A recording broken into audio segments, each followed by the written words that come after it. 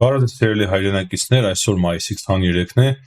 եւ սա արդեն մեր երկրորդ երեկոյան հաղորդումն է եւ այս հաղորդման ընթացքում մի շարք շատ հետաքրքիր, կարեւոր,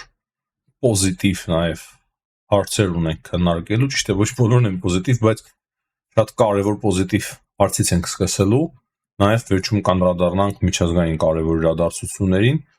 սակայն նախքան դա անպայման կոչ եմ անում սիրելի հայրենակիցներ լայքել, որպեսզի մեր այս հաղորդումը շատ արագ եւ սրընթաց ձևով տարածվի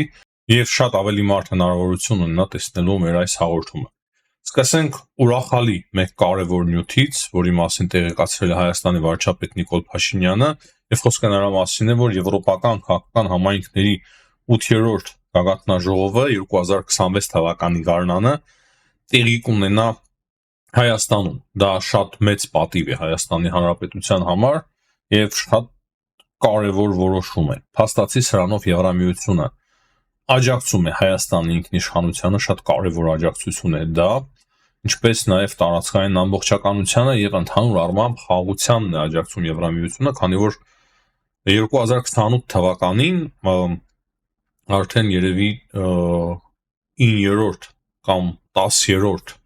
ավելի ճիշտ, Եվրոպական քաղաքական համայնքների գագաթնաժողովը արդեն կանցկացվի Ադրբեջանում։ Եվ Նիկոլ Փաշինյանը դրական է արտահայտվել նաև այդ առումով, որ Ադրբեջանում եւս կանցկացվի, հայտնելով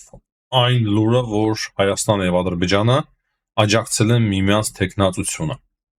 Տեսնենք 27 թվականին որտեղ կանցկացվի, հույս ունենանք, որ մինչև 27 թվականը կկարգավորվեն հարաբերությունները Վրաստանի եւ Եվրամիության միջև, դա չափազանց կարեւոր է թե Վրաստանի համար եւ թե Եվրամիության երկրների համար, եւ 9-րդ Եվրոպական քաղաքական համայնքների գագաթնաժողովը տեղի կունենա Վրաստանում, հուսանք ուղղակի, բայց այս որոշումը չափազանց կարևոր է այն առումով, որ փաստացի Եվրամիությունը լուրջ ձևով աջակցում է Հայաստանին եւ Ադրբեջանին խաղաղության ճանապարհի վրա։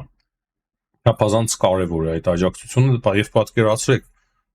եվրոպական երկրների առաջնորդները գրեթե բոլոր առաջնորդները 26 թվականին հավաքվելու են Հայաստանում, որքան մեծ եւ կարևոր իրադարձություն է դա Հայաստանի համար։ Դա նաեւ անգամներով կարծում եմ, որ բարձրացնելու է Հայաստանի անվտանգությունը։ Տեսնում եք, ընդամենը մեկ օրվա մեջ մենք այնպիսի հետաքրքիր տեղեկություններ ենք կարևոր ստանում, որ մեր նախորդ վերլուծությունները, այսինքն մեր նախորդ վերլուծությունների ակտուալությունը կարող է եւ մասամբ շեղվել, փոխվել, չեմ ասում, որ սա լրիվությամբ փոխում է անվտանգային իրավիճակը եւ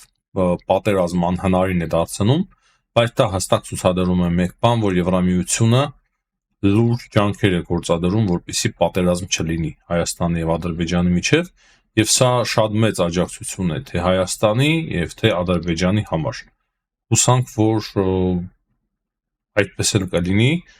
եւ որևիցե խոչընդոտ չի լինի, որպեսզի 2026 թվականի գարնանը անցկացվի այդ գագաթնաժողովը Եվրոպական համայնքների առաջնորդների 8-րդ գագաթնաժողովը Հայաստանում։ Եվ մեկ կարևոր տեղեկություն եւս հայտնեմ, արդեն մայիսի 26-ին պաշտոնական այցով Հայաստանում կգտնվի Ֆրանսիայի արտգործնախարար Ժան-Նոել Բարոն Երևանյան երկխոսություն միջոցառման շրջանակներում, որտեղ նա Հայաստանի արտգործնախարարի հետ կմասնակցի պանելային քննարկման։ Սա եւս չափազանց կարևոր այց է, հիշում ենք 2 օր առաջ հեռախոսազրույցեր տեղի ունեցել արտգործնախարարների միջև եւ փաստացի այդ հարցն են նաեւ քննարկել երկու երկրների արտգործնախարարները։ Կարծում եմ շատ կարևոր հայտարարություններ կլինեն նաեւ մայիսի 26-ին Ֆրանսիայի արտաքին գործերի նախարարի կողմից։ Հայաստանին վերաբերվող հարցերի շուրջ կարող եմ նաեւ առանձնացնել մեկ կարևոր լուր, որով որ Հայաստանի Հանրապետության 3-րդ նախագահ Սերժ Սարգսյանի նկատմամբ կաշառքի մեղադրանք է հաստատվել, այսինքն հետաքննությունը ավարտվել է եւ այն փոխանցվել է արդեն դատախազությանը, որպեսզի դատախազությունն իր հերթին արդեն դատարանին դիմի այդ հարցով եւ դա եւս չափազանց հետաքրքիր նորություն է, տեսնենք թե ինչպես կզարգանան իրադարձությունները, այսինքն Ռոբերտ Քոչարյանից փորձում են բռնագրավել ապօրինի ձեռք բերված գույքը, իսկ Սերժ Սարգսյանին կոնկրետ կաշառքի մեջ են մեղադրում եւ արդեն հետաքննությունը ավարտվել է եւ դատախազությանն է փոխանցվել այդ հետաքննությունը, որպեսզի դատախազությունը արդեն դիմի դատարան։ Մեկ կարևոր հայտարարություն է արել նաեւ Վրաստանի նախագահ Միխայիլ Կավելաշվիլին, նրա խոսքերով Հայաստանի եւ Ադրբեջանի միջև հակամարտության դադարեցման հարցում շահագրգիռ կողմ է Վրաստանը։ Նրա խոսքերով խաղաղությունը եւ կայունությունը նոր հնարավորություններ են բացում երեք երկրների համար։ Դա իրոք այդպես է։ Խաղաղությունը, եթե տևական խաղաղություն հաստատվի երեք երկրների համար, մեծ հնարավորություններ կբացվեն։ Եվ այս թեման շարունակելու համար պետք է նշեմ, որ այսօր Լավրովը մի շարք հայտարարություններ է արել, այնինչ առնչվել է Ուկրաինային, մենք այդ հարցին մի փոքր ուշ կանդրադառնանք, բայց կարևոր է նշել, որ նա անդրադարձել է նաև Հայաստանին եւ խոսել է խաղաղության խաչմերուկ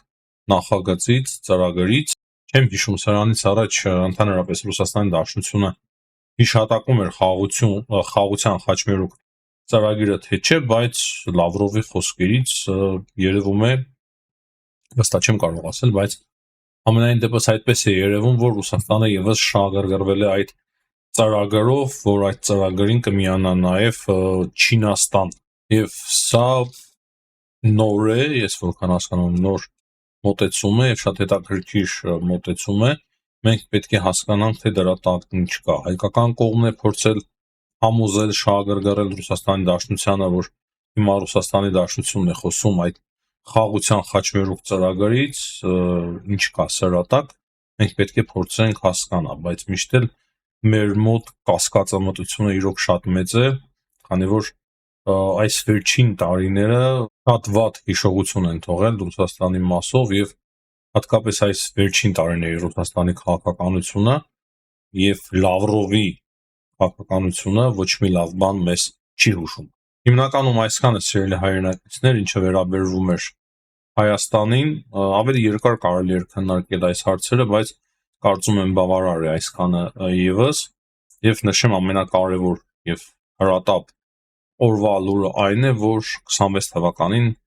Եվրոպական համայնքների գագաթնաժողովը տեղի կունենա Հայաստանում։ Կարծում եմ ընտրություններից առաջ խորհրդարանական դա էլ շատ բան կարող է մեզ հուշել։ Միջազգային հարցերը կուզենայի սկսել Թուրքիայից։ Թուրքիայում բավականին լուրջ ձերբակալություններ են տեղի ունենում զինվորականների շրջանում։ Մոտ 7-8 տասնյակ ձերբակալվածներ կան, մայորներ, կապիտաններ, այլ հրամանատարներ Թուրքիայում եւ փաստացի նրանց բոլորին մեղադրում են, որ նրանք կազմակերպելու էին հեղաշրջում Թուրքիայում, այսինքն Թուրքիայում շատ լարված է իրավիճակը, շատ լուրջ քաղաքական գործընթացներ են տեղի ունենում, այդ ցույցերն էինք հիշում եւ հիմա կրկին Էրդողանը փորձում է մաքրել բանակը, որպեսզի բանակը չկարողանա անցկացնել կամ իրականացնել հերթական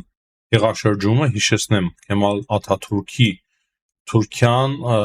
այնպիսի հիմք է դրվել Թուրքիայում, որ միշտ էլ բանակին հաջողվել է հեղաշրջում իրականացնել, երբ որ բանակը համարել է, որ կառավարությունները շեղվում են Աթաթուրքի սկզբունքներից։ Մեկ հեղափոխություն, հեղաշրջում պետական տարիներ առաջ, եթե չեմ սխալվում 15 թվականներ չէ, կարծես տեղի չունեցավ, այսինքն Ռուսաստանի Դաշնությունը օգնեց Էրդողանին խուսափելու այդ հեղաշրջումից եւ հիմա կրկին Էրդողանը մաքրում է բանակը, նոր ձերբակալություններ են մասսայական բանակում եւ այդ ամենը տեղի ունենում այն մեծամասշտաբ ցույցերի ֆոնին, որոնց պատճառը դարձել էր Թուրքիայի Ստամբուլի քաղաքապետ Էկրեմ Էմամօղլուի ձերբակալությունը։ Միլիոնավոր մարդիկ էին բողոքում եւ էլի մեկ-մեկ բողոքի ցույցեր Թուրքիայում այնուամենայնիվ տեղի ունենում են։ Ինչ վերաբերվում է Ուկրաինային, Ուկրաինայի մասով Լավրովը շատ կոշտ հայտարարություններ արել, ասելով, որ եթե Ուկրաինայի կառավարությունը հույս ունի, որ ինչ-որ կերպ կհաջողվի համաձայնության գալ մարտական գործողությունների դադարեցման վերաբերյալ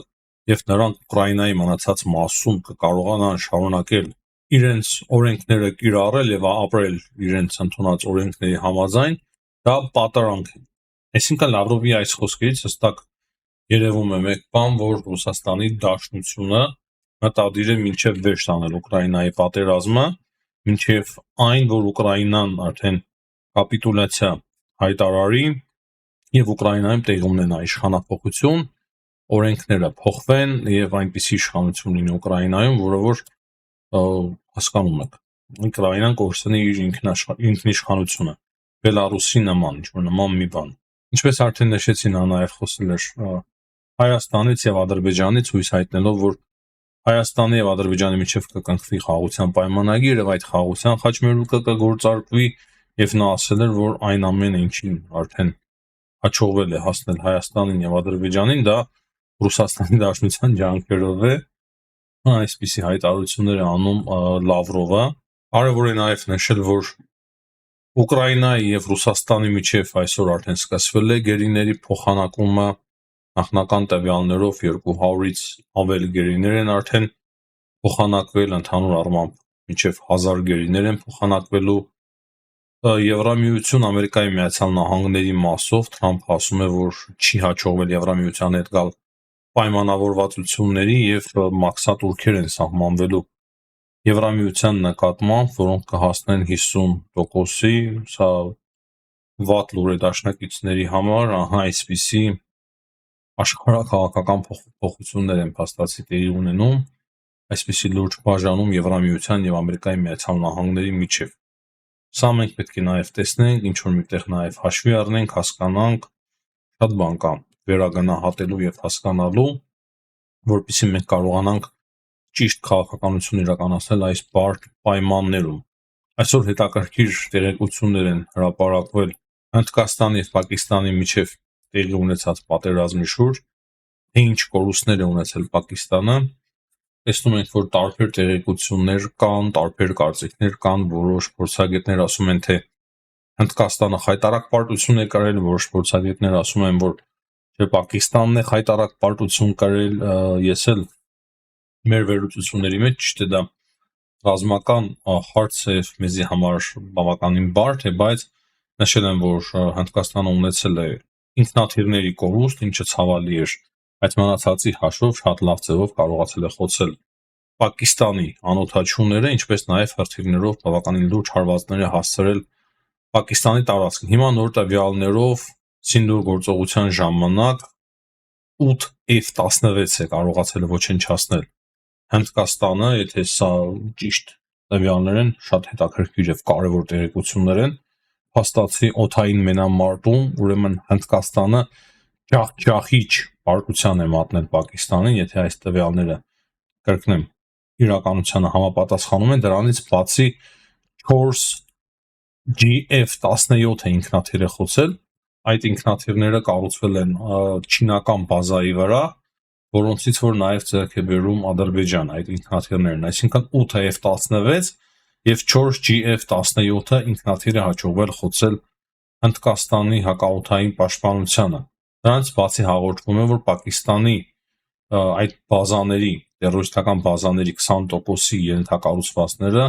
ոչնչացվել են Սինդուր գործողության ընթացքում։ Շատ հետաքրքիր տեղեկություններ են եւ հիմա կրկնեմ բավականին դժվար է թացը չորից տարանջատել եւ հասկանալ, թե իրականում ինչ է տեղի ունեցել, բայց միանշանակ Հնդկաստանը այս պատերազմում հաղթանակած կողմ է, դրա մեջ որևիցե կասկած ես չեմ կարող ունենալ։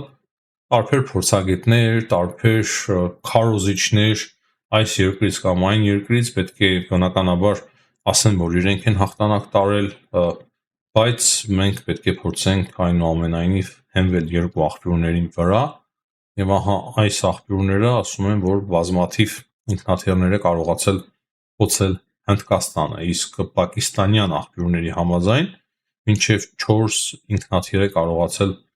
խոցել Պակիստանը։ Դրանից բացի տեղեկություն կա, որ Պակիստանի վարչապետը հիմա այց է կատարելու Թուրքիա, Ադրբեջան եւ Պարսկաստան։ Սա եւս շատ կարեւոր եւ հետաքրքիր տեղեկություն է։ Եվ մենք անպայման պետք է շատ ուշադիր լինենք, թե ինչ հարցեր է քննարկելու Պակիստանի վարչապետը Թուրքիայում, Ադրբեջանում եւ Իրանում։ Բնականաբար ամեն ինչ չենք կարող իմանալ, բայց այնինչ բաց աղբյուրներում կլինի, դա շատ կարեւոր է, որ մենք կարողանանք իմանալ եւ կարողանանք դրա հիման վրա ճիշտ վերլուծություններ կառուցել։ Այս պայդրությամբ այսքանը, սիրելի հայրենակիցներ, կրկին հիշեցնեմ լայքերի համար, բաժանորդագրվեք, եթե չեք բաժանորդագրվել մինչև հիմա մեր ալիքին, ցտեսություն, կհանդիպենք։